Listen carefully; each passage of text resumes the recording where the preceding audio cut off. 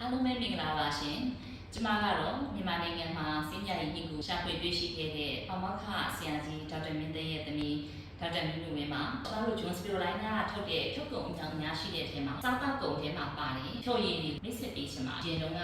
ကြားဆောင်လက်ပတ်စင်ညာရေးညီဖြိုရည်တစ်မျိုးလေးကိုပဲထုတ်ခဲ့ပါတယ်။လူတွေအားလုံးဟာရွေးချယ်မှုကိုမြင့်တက်ကြပါတယ်။တစ်ခုတည်းဆိုရင်ရွေးချယ်ရမပါတဲ့ခါမှာကတိကအဖြစ်တတ်ပါတယ်။ John Spiroline ကချစ်သူတွေကိုရွေးချယ်မှုရအောင်ထပ်ပြီးတော့ထုတ်ကုန်ထုတ်လိုက်ပါတယ်။ဒီတုန်းကအားလုံးမှတ်မိကြမယ်။ Carolina ရေးပါအရင်ကအတိုင်းပဲတိတ်အောင်ကြီးဖြစ်ပါတယ်။ရှားဆောင်လက်ပတ်နဲ့စပစ်သီးနဲ့ပေါင်းပြီးတော့ထုတ်ထားတဲ့ဖြော်ရည်ဖြစ်ပါတယ်။ဒီထိတ်မှာရှားဆောင်လက်ပတ်အပြင်ကိုစပစ်သီးပုံလေးပါပါတယ်။စပစ်သီးနဲ့ပေါင်းထားတဲ့ရှားဆောင်လက်ပတ်ဟာစပစ်အရောင်လေးဖြစ်ပါတယ်။ဒါ natural color ဖြစ်ပါတယ်။မျိုးသမီးတွေရဲ့အသားရည်ကိုလှပစေတဲ့တောင်မှုဖြော်ရည် natural vitamin C ပါတဲ့လူတိုင်းသိတဲ့ဇီးဖြူသီးဖြစ်ပါတယ်။ဟန်းတော်များကိုမြတ်စွာဘုရားရှင်ကပြုခဲ့တဲ့ဒီထဲမှာဇီးဖြူသီးပါတယ်လို့ကျွန်တော်သိရှိထားပါတယ်။မြန်မာလူမျိုးတွေအကြိုက်ဒီဖြော်ရည်ဖြစ်ပါတယ်။မန္တလေးကုသိုလ်တော်ဘုရားဘက်မှာဒီအိုးပတ်လည်မှာပုပ်ကူရွက်ကလေးတွေနဲ့တုပ်ပြီးတော့ဖြော်တဲ့ဖြော်ရည်ဖြစ်ပါတယ်။အိမ်မှာဖြော်တောက်တဲ့ဖြော်ရည်အတိုင်းအရသာရပါတယ်။ကျမတို့ဒီကိုအရသာနဲ့အယောင်ထည့်ပြီးထုတ်တာမဟုတ်ပါဘူး။ကဘာဝပစ္စည်းတွေနဲ့ထုတ်ထားတာပါ။မကြီးသီးအစစ်ရဲ့အယောင်ဖြစ်ပါတယ်။မြန်မာဇီးသီးပေါ့နော်။ organic စက်ရုံထဲမှာရှိနေတဲ့ပိုးသက်ဇီးတွေတိုးဇီးတွေဘာမှမပါတဲ့ကျမတို့ရဲ့စက်ရုံထဲကထွက်တဲ့ဇီးချင်သီးနဲ့လုပ်ထားတဲ့ဇီးဖြော်ရည်ပါဇီးဖြော်ရည်အရောင်လေးကတော့ဒီလိုလေးဖြစ်ပါတယ်။ပြင်တုန်းကတော့ရွှေရိုသီးကိုအနက်နေပြင်းတဲ့တကြောင်မို့လို့အနက်ကြိုက်တဲ့လူကတော့ကြိုက်ကြပါတယ်။တချို့ကတော့ရွှေရိုသီးအနက်ကိုမခံနိုင်တဲ့တကြောင်မို့လို့မတောက်ကြပါဘူး။ကျမတို့ရဲ့ရွှေရိုသီးမှာရွှေရိုသီးအနက်မပါဘဲနဲ့ရွှေရိုသီးဖြော်ရည်စစ်ကိုကျမတို့ထုတ်လုပ်ထားပါတယ်။အရောင်လေးကတော့ဒီလိုအရောင်လေးဖြစ်ပါတယ်။ဂျင်းနဲ့ပြားရည်ဟာဆေးဖက်ဝင်ပါတယ်။ဒီအရောင်လေးဖြစ်ပါတယ်။စင်ညာရည်ကြီးအချိုရည်စထွက်ခဲ့တဲ့ကြားဆောင်နှစ်ပတ်စင်ညာရည်ကြီးအချိုရည်စတင်ပြီးတော့ထွက်ရှိတဲ့အချိန်ကနေစပြီးတော့စင်ညာရည်ကြီးဖြော်ရည် concentrated ဖြစ်ပါတယ် concentrated ဆိုတာအနှစ်အရည်လေးပေါ့နော်ဒီနဲ့ရောပြီးတော့တောက်ရပါမယ်ဒီဘူးလေးကိုဖွင့်ပြီးတော့တစ်ခါလေးမောတောက်လိုက်လို့မရဘူးเนาะတကြားစစ်စစ်နဲ့ဆေးတကြားလုံးဝမပါဘဲနဲ့ထုတ်လုပ်ထားတာဖြစ်တယ်ဆေးတကြားမပါတဲ့အတွက်ကြောင့်ဒီအငယ်လေးတွေပေါ့လူကြီးတွေပါချောင်းဆိုးတာတွေမဖြစ်ဘူးအသက်အရွယ်ကြီးတွေတောက်လို့ရတယ်ဖြော်ရည်တောက်ပြီးတော့ချောင်းဆိုးမဲ့ကိစ္စမဖြစ်ဘူးစင်ညာရည်အချိုရည်ရဆိုလို့ရှိရင်ညင်တဲ့အတိုင်းပဲအရောင်လေးညာတစ်ခုနဲ့တစ်ခုတင်းနေချင်းနဲ့တဘာဝအရောင်လေးပါတယ်များသောအားဖြင့်ဆိုးစည်းတွေပါလို့ရှိရင်ကလေးတစ်ခုခုစားပြီးလို့ရှိရင်ရှာမှချင်းအရောင်လေးတော်တော်တောက်ပြီးတော့ဆွဲနေတာမျိုးတွေ့ရပါတယ်ဖြစ်နိုင်လို့ရှိရင်တော့အဲ့လိုမျိုးအချိုရည်တွေကိုရှာမှာကတော့ပို့ပြီးတော့ကောင်းပါတယ်တဘာဝကရတဲ့ဘာဝအရောင်လေးဆိုရင်တော့လည်းပိုကောင်းတာပေါ့နော်ဒါပေမဲ့လူတွေရဲ့စားချက်ဆိုပဲဖြစ်ဖို့အတွက်ကတော့အားလုံးကအရောင်ဆိုပေမဲ့ဒါတွေကစားမတောက်လို့ရတဲ့အရောင်လေးပါပဲဒီနေလုံးပြီးတော့အမြဲတောက်မယ်ဆိုရင်နည်းနည်းပြဿနာရှိတာပါအားလုံးကတော့ချွေရည်မှာသုံးမရတဲ့အရာကိုထည့်ပြီးထုတ်ကြပါဘူးနော်ရေလုံးကစိမ့်ညာရည်ကြီးစားစားမပတ်ဖြော်ရည်ကိုရေနဲ့ဖြော်ဖို့အတွက်ကိုကျွန်တော်တို့ပြောတယ်ဒီဖြော်ရည်တစ်ဆပေါ့နော်ရေကိုနောက်ထပ်3ဆနဲ့4ဆကြားထဲမှာဆိုလိုတာကဒါကျွန်တော်တို့2မျိုးထုတ်ပါလေဒီတိတိလေးကစမ်းတောက်ချင်တဲ့လူတွေတောက်လို့ရအောင်လို့ကျွန်တော်တို့က300 ml ဘူးနဲ့ထုတ်ပေးထားတာပါတဘူးဆိုရင်ရေသက်ဘူး1လီတာတပနေနဲ့ဖြော်လိုက်ရင်အတော်ပဲတမိသားစုကိုတောက်လို့ရတယ်နည်းနည်းများမယ်မျိုးအလူတို့ဘာလို့ဒါဖြော်ခြင်းလဲဆိုရင်ဒီတဘူးကိုရေသက်3ဘူးဒါမှမဟုတ်ရင်4ဘူးနဲ့ကိုကြိုက်တယ်လို့အချိန်အဆနဲ့ဖြော်ပါကျမတို့ရဲ့ဖြော်ရည်တွေကရေရောဖို့လိုအပ်ပါတယ်၃မျိုးပေါ့နော်၃မျိုးဆိုအရေးအနေနဲ့ကျမ၃မျိုးဖြော်ပြမယ်အပူနဲ့အေး2မျိုးဆိုတော့အားလုံးပေါင်းရင်ကျမ4မျိုးလုပ်ပြမယ်နော်အရင်တုန်းကတော့ရေနဲ့ပဲဖြော်တော့ကျမရေကိုအရင်ဦးဆုံးပြမယ်ဖြော်တဲ့အခါမှာတခြားအနှစ်ကလေးစီနှစ်တွေပါလာလို့တခြားအစီနှစ်ဟာရေနဲ့မတူဘူးအဲ့ဒါကြောင့်မို့ကျမတို့ရေထည့်ပြီးလို့ရှိရင်နှံ့အောင်မှုရပါမယ်ဒါရေလေးကိုကျမတို့ဒီလိုထည့်လိုက်မယ်ရေခဲထည့်ဖို့နေရာလေးခြံထားပေါ့ကျမတို့တင်နဲ့ဖြော်ပြတာနည်းနည်းဖြော်လို့ကောင်းအောင်ကိုတက်တာနဲ့ဇွန်းနဲ့ဖြော်ပါနဲ့ဖြော်ရတာပေါ့သူကတော့နည်းနည်းလှုပ်လို့လွယ်တာပေါ့ဒီလိုမျိုးလေးလုပ်လိုက်ပြီးလို့ရှိရင်အမှကြည်သွားပြီအဲ့လိုကြည်သွားတဲ့အချိန်မှာဒီတခြားအနှစ်တွေတွမီတန်းနေတဲ့အနှစ်လေးတွေမရှိတော့ဘူးဆိုလို့ရှိရင်ဒါကျမတို့ကနှံ့ပြီပေါ့နော်ဒီလိုနှံ့ပြီဆိုတဲ့အချိန်မှာဒီခဲကိုချိန်ဆပြီးတော့ကိုထည့်ဒါတောက်လို့ရပြီချိန်တာကိုကြိုက်တယ်ဆိုလို့ရှိရင်တမြာသီးကလေးလုပ်ပြထားတယ်တမြာသီးကိုလက်ဆေးရည်တွေပအောင်လက်တွေနဲ့ညှင့်တယ်ပေါ့နော်ကျမကတော့ဒီလိုလေးကင်ပြီးတော့ကိုယ့်ရဲ့လက်အရည်မကျအောင်ဒီလိုလေးညှစ်စေခြင်းတယ် hygiene ဖြစ်တာပေါ့နော်တန်ရှင်းအောင်လို့လုပ်တာပေါ့သူများကိုယ့်လက်ဆေးရည်လိုမျိုးတောက်ရရင်မကောင်းဘူးစိမ့်ညာရည်ကြီးဖြော်ရည်ကိုမူရင်းအတိုင်းရေနဲ့ဖြော်ပြတာပေါ့ကလေးတွေမှာလေအရန်ကိုထူးခြားတဲ့ကိစ္စလေးတွေရှိတယ်နော်ကျမတို့မမြင်နိုင်တာတွေကိုကလေးတွေကပုံမြင်နေဖြစ်တဲ့အမိကလေးတွေကပုံပြီးတော့သွားနိုင်တယ်ပုံမှန်ဒီတိုင်းရေနဲ့တောက်နေရနေပြီးတော့တရက်မှာကျမရဲ့သမီးအကြီးကနေပြီးတော့ အဲ့နာမည်ဂျွန်ပေါ့နော်အဲ့ခါကျတော့ကျမတို့ကုမ္ပဏီရဲ့နာမည်လည်းဂျွန်ပေါ့အဲ့တော့ဂျွန်ကနေဘာလုပ်ပြလဲဆိုတော့ကျမကိုနွားနို့နဲ့ဖော်တောက်ပါလားမမတဲ့နွားနို့နဲ့ဆိုရင်တောက်လို့ကောင်းနေတယ်ဆိုတော့တားမင်းကသူဖော်ပြတာကိုတောက်ကြည့်တော့ဟာအရန်ကောင်းတာပဲကျမတော့ကြိုက်တယ်ပေါ့နော်ဟိုဆိုလိုတာကျမရဲ့ product မို့လို့ကျမကြိုက်တယ်လို့ပြောတာမဟုတ်ဘူးလူဟာ taste ကို change ပြရတာကိုကြိုက်တယ်လေနော်ဒီနေ့ကျမအမြင်နဲ့ဖော်တောက်မြင်တော့ကိုလည်းအမှန်တည်းပြောရင်နည်းနည်းတော့ပြင်းတာပေါ့နော်ဒီအရာကကိုပြင်းတယ်ဆိုတာအရာကကိုပြင်းလာတာပြောတာဟိုပြောင်းလဲမှုမရှိတဲ့အခါကျတော့ change ကိုလူတိုင်းကကြိုက်တယ်လေနော်နွားနို့နဲ့ကျမဖြော်ပြမယ်နော်ဒါကျမရဲ့ idea မဟုတ်ဘူးကျမသမီးရဲ့ idea အဲ့လိုပဲရေပဲရောနွားနို့ပဲရော3စား3ခုတ်4စားနဲ့ရောလိုက်မယ်အရန်လာတယ်နော်ကျမတို့အရွယ်တွေတော့သိမယ်အခုနောက်ပိုင်းကလေးတွေကတော့မမီလိုက်ဘူးထင်တယ်အရင်တော့နို့တစ်ခွဖြော်ရည်ဆိုတာရှိတယ်နော်နို့တစ်ခွဖြော်ရည်ဆိုတော့ကျမတို့ငယ်ငယ်တော့စိုက်ဒီမှာတိတ်တောက်လို့ကောင်းတဲ့အရာပေါ့နော်ကျမတို့ကဒါလေးမှွေလိုက်လို့ရှိရင်တွေ့လားစိမ့်ဖန့်လေးနဲ့ဒါလေးကနို့တစ်ခွအရာအတိုင်းတကယ်ကိုဖြစ်တာနော်အရာကလေတော်တော်လေးကောင်းတယ်သိလားပြင်ကျမတောက်ရမယ်အဲ့ဒီအရာကတော့မဝင်ဘူးပေါ့နော်ဒါပေမဲ့ဘာပဲပြောကောင်းနေသိလားရေခဲလေးမှာဆက်ထည့်လိုက်မယ်နော်ရေခဲတော့ကြိုက်ရင်ထည့်တော့မကြိုက်ရင်မထည့်နဲ့နော်ရေခဲတင်းတင်းထည့်ရမယ်လို့ပြောတာမဟုတ်ဘူးနော်ရေခဲလေးကိုချိန်ပြီးထည့်ပေါ့မျက်နှာမစင်စေနဲ့ပြကတ်ထည့်ပေါ့နွားနို့နဲ့ဖြော်ထားတာ bubble လေးကြိုက်တဲ့လူပေါ့ဆော်တာဖြော်ရည်ကိုကြိုက်တဲ့လူဟာ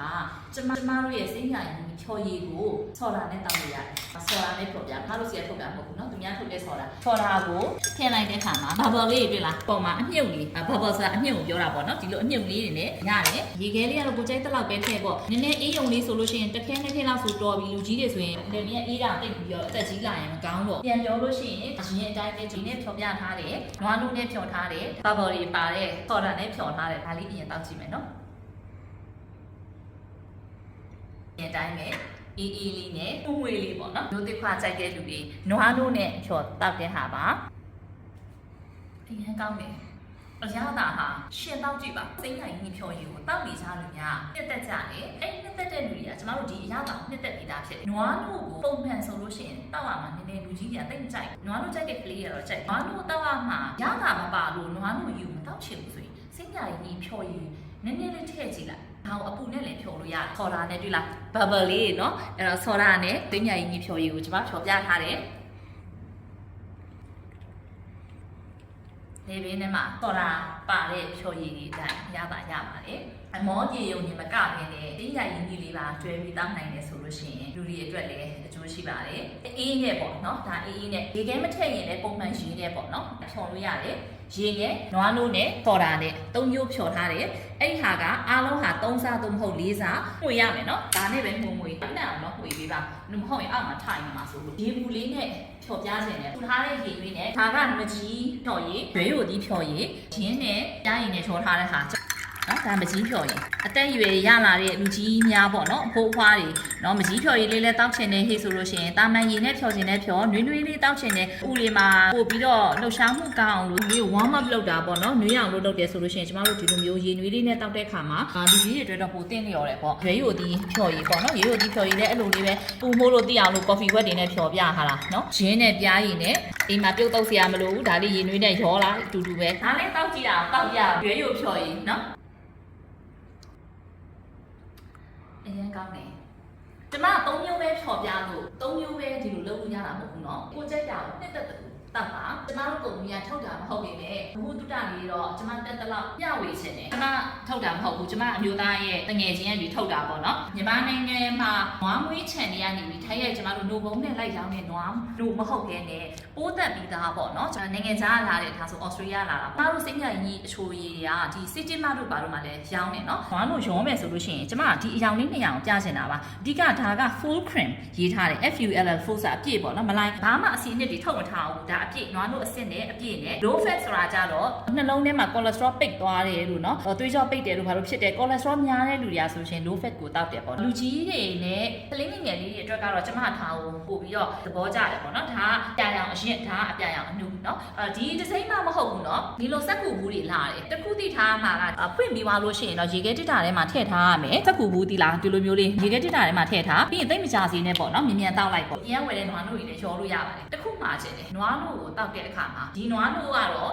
ပိုးတက်ပြီးသားဖြစ်တယ်တကယ်လို့အပြင်ကနေမီယိုးဖလားအရင်ကဒါမှမဟုတ်လည်းတောက်တယ်နော်နွားနို့စစ်တာရခြင်းတယ်ဆိုပြီးတော့နွားချန်တွေမှာဝင်ပြီးတောက်ကြတဲ့အခါမျိုးမှာအဲ့ဒီနွားနို့ကိုစုပွက်အောင်ကြိုပေးပါဘာဖြစ်လို့လဲဆိုတော့ဒီနွားနို့ထဲမှာမမြင်ရတဲ့ပိုးလိုမျိုးပါတဲ့အခါမျိုးကြလို့ရှိရင်လူကိုအောင်နာလို့ခိုင်းနာတာလို့တက်တယ်ညနာအောင်ပြောတာမဟုတ်ဘူးနော်လူတွေကိုနွားနို့ကိုကြိုချက်ပြီးတော့ကျွန်မတောက်စေချင်တယ်နော်နွားနို့ကနေရနိုင်တဲ့အိုးမသေးလို့ဖြစ်တဲ့ယောဂတွေမဖြစ်အောင်နွားနို့ကိုစုပွက်အောင်ကြိုပြီးမှတောက်စေချင်တယ်နော်ဒီနေ့အေးနဲ့တစ်မျိုးကျွန်မအပူနဲ့တစ်မျိုးနှစ်မျိုးကျွန်မဖြော်ပြထားတယ်ဒီနှစ်မျိုးမှာကိုကြိုက်တယ်လို့ဖြော်ပြီးတော့တောက်တာကျွန်မတို့အစိမ်းညိုင်ကြီးချိုရည်10မျိုးထွက်တယ်ကြားဆောင်လက်ဘက်က2မျိုးထွက်တယ်စပြစ်မပါတာနဲ့ပါတာအရင်အတိုင်းပဲအစိမ်းရောင်ပါတာလေးကတော့စပြစ်အရောင် rosely လို့ခေါ်တဲ့ချင်မောင်ဖူးနဲ့ natural vitamin C ဇင်းပြူသီးပေါ့နော်ဒီလိုအရောင်လေးတွေဖြစ်တယ်နော်မြန်မာလူမျိုးတွေပဲဆွဲမကြီးသီးဖြော်ရည်နဲ့ဇီးဖြော်ရည်မကြီးသီးဖြော်ရည်ကဒီလိုအရောင်လေးဖြစ်တယ်ဇီးဖြော်ရည်ကတော့ဒီလိုအရောင်လေးစိမ်းညိုင်ကြီးနဲ့ရောထားတဲ့နူနီ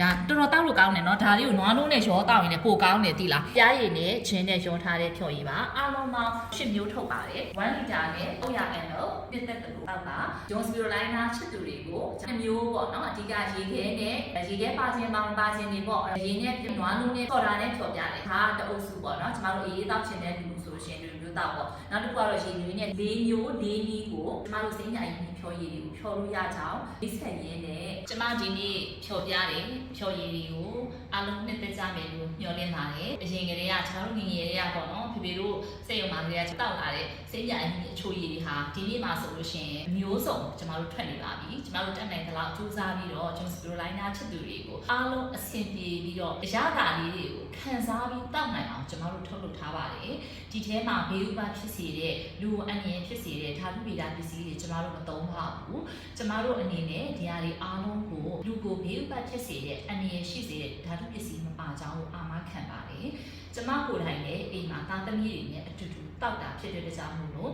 အားလုံးစိတ်ချလက်ချနဲ့တောက်နိုင်ပါတယ်ကျမဒီနေ့မိတ်ဆက်ပေးတဲ့ brand ကတော့ Spilova ပေါ့နော် Spilova John Spirulina စိညာကြီးဖြော်ရည်တွေကိုတောက်သုံးပြီးတော့လှူဒန်းနိုင်ပါတယ်ပုံမုံနေနှမ်းတော်တွေလားရှင်တွေဂျော်ဂီတွေအတွက်ကိုလည်းကောင်းပါတယ်သိပ္ပံမိကျတဘာဝပစ္စည်းတွေကိုထုတ်လုပ်ထားတာဖြစ်တဲ့ကြောင့်မို့လို့အားလုံးစိတ်ချလက်ချတောက်သုံးနိုင်ပါတယ်လို့ပြောချင်ပါတယ်John Spirulina ချစ်သူတွေအားလုံးကိုယ်စိတ်နှပြကျန်းမာချမ်းသာကြပါစေ